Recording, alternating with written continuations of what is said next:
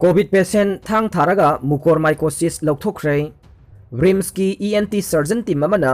post covid patient अमना नातोन अदुगा पैरानासल साइनस मुकोरमाइकोसिस माई पाकना थांग थाखरे सर्जन टीम अदु रिम्स की professor TS Sudhir Ranjan doctor Priyo Kumar अदुगा डॉक्टर जितेना पोस्ट कोविड पेशेंट की अनाबसु माई पाकना थांग थादुना लौखिबने पेशेंट अदु कोविड-19 इन्फेक्शन तौदुना रिम्स हॉस्पिटल दा प्रोफेसर TS धनराज की मखादा लायंग चथरीबने एनेस्थेटिस्ट टीम अदु प्रोफेसर L प्रदीप अदुगा डॉक्टर इसोरी लोंगजमना लुसिंखी पेशेंट अदु थांग थारबा मतुंगदा मसा फना Larry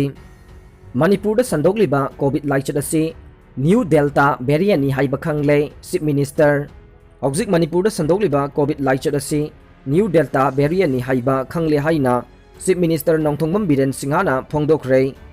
ngasi lamphel pata leiba directorate of ayushta ministry of ayushna approve tawraba covid ki asymptomatic amasung covid laichat asi naba horakpa matamda sijinabada ngakthokpa ngamba ayush 64 tablet masak takpagi thoramda saruk yaraduna chief minister na wafam asi phongdokhibane chief minister na makha taraduna hojik state asi da covid laichat asi community transmission gi thakta leiragliba si da covid na naraba miyoi kungi sample lawduna मापान थादुना test तौबदा new sample तारागा निपान new delta variant ने हाई बखंग बंगमले state असिदा लाइचत असिगे पॉजिटिव ओइबा अमसुंग सिबगी चांग वांगलिबा सि मियामना यामना सेक्शन ब दरकार ओइरे आयु 64 असि अंगांग सिंगदा होजिंग मकी ओइनदि सिजनबा याबगी अयाबा मिनिस्ट्री न पीद्री अदुबु अहल सिंगदा नोंगमदा टैबलेट अनि चारबदि लाइचत असिगे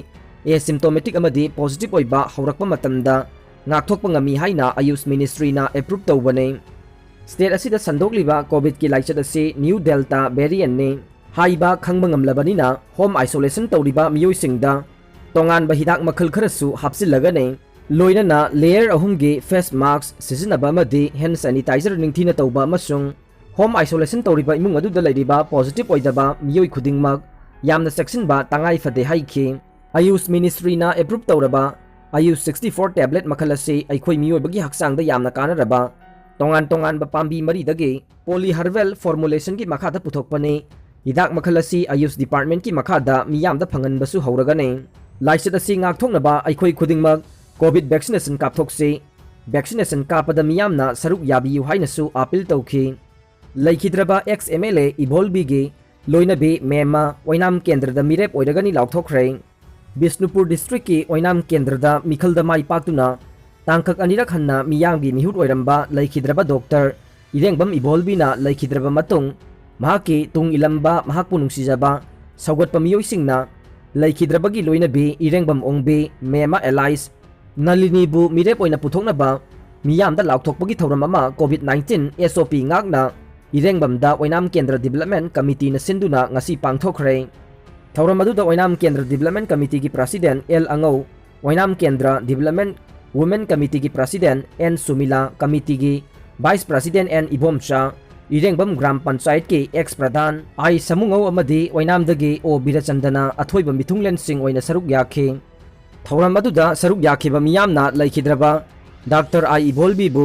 नेंगसिंगदुना अमदी महाकी थवाइना इंगना सिगना लाइरमलेंदा लैरुनबा मिनिट अमा तुमिन लेप्तुना इसोरदा थौनिखि लोइनना लैखिद्रबगी लोइनबी मेमबु डॉक्टर आई इबोल्बीना लैखिद्रबसु ओइनाम केंद्र की मिरेप ओइना पुथोकलगनी हाइना लाउथोखि इरेंगबम मोंबी मेमना फोंदोखिबदा महाकी मपुरोइबा लैखिद्रबसु केंद्र की मियामना मंगोंदा थौना पिबिदुना पुकनिंग थौगतपिबा सिना मपुरोइबना हिंगलिंgai केंद्र सिगे चाखुत थौरांग कया पाइखतपा ngamkhidaba thabaksin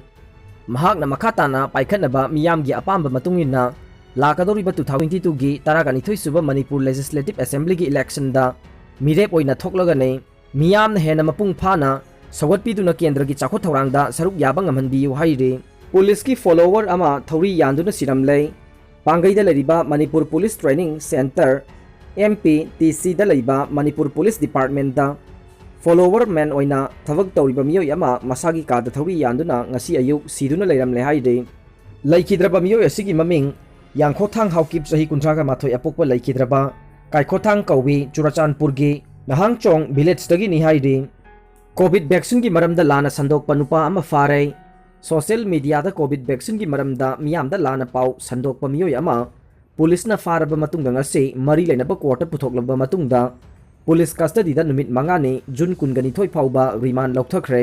फारब मियो एसिगी ममिंग खोइस्नाम शांति कुमार सही निफुगा माथोय अपोकबा के जिला माइतै इम्फाल वेस्ट की लाइरेंजम अवांग मेकोला दगी नि हाइदे मियो एसी अहानबा मणिपुर राइफल्स की सिपोय ओइरिबने महाकना ngarang कोविड वैक्सीन बु लाना उहनबा मियामदा मिपाइबा पोखनबगी वीडियो रिलीज अमा थागलकपदगी इम्फाल पुलिसना लांगोल एरिया दगी फावनी हाइदे MP डॉक्टर ना कोविड नाबदगी फरकलबी नुपी अमगे थोपतगी ट्यूमर लौथोकलगा व्हाइट फंगस ओइरमलै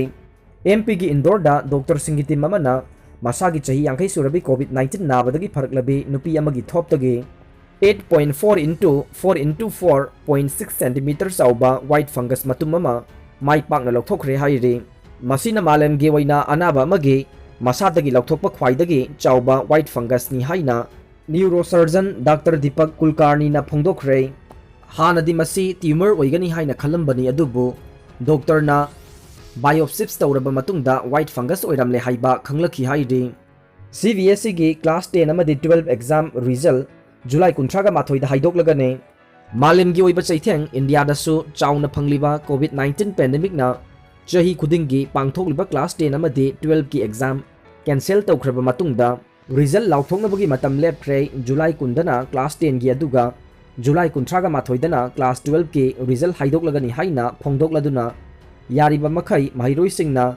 नुंगाइरोइदबा मओंगी ओहंदनबा होनगनी हाइखि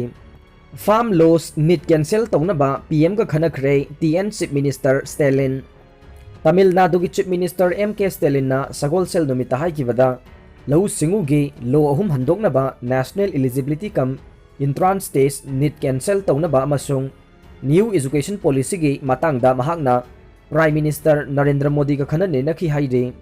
सेथु समुद्रम प्रोजेक्ट अमुखना पाइखनबसु वारी वाताई तौखरे हाइना महाकना मखाताना फोंदोखि तमिलनाडु की चौखुट थौरांगीदमक प्राइम मिनिस्टर मोदीना मतेंग पीरगनी हाइबगी थाजबा पिरकले हाइनसु पल्ले इंडिया की प्राइम मिनिस्टर मोदीना मालेमगी मियामना याबा मी ओइरे मालेमगी ममिंग लेरबा लेबाक 13 की लुसिंगबसिंगी रेटिंगदा इंडिया की प्राइम मिनिस्टर नरेंद्र मोदी 66% फंगदुना मकोक थोंगबो ओइरे US UK Russia Australia Canada Brazil France अमसुंग जर्मनी याउना मियामगी ऑनलाइन द इंटरव्यू कया तौदुना मॉर्निंग कंसल्ट कौबा चैनल असिना मालेंगी लुसिंगबसिंगी रेटिंग लेपखिबने अनिसुब मफमना इटली की प्राइम मिनिस्टर मासियो ड्रागी 65% अमसुंग अहुमसुब मफमदा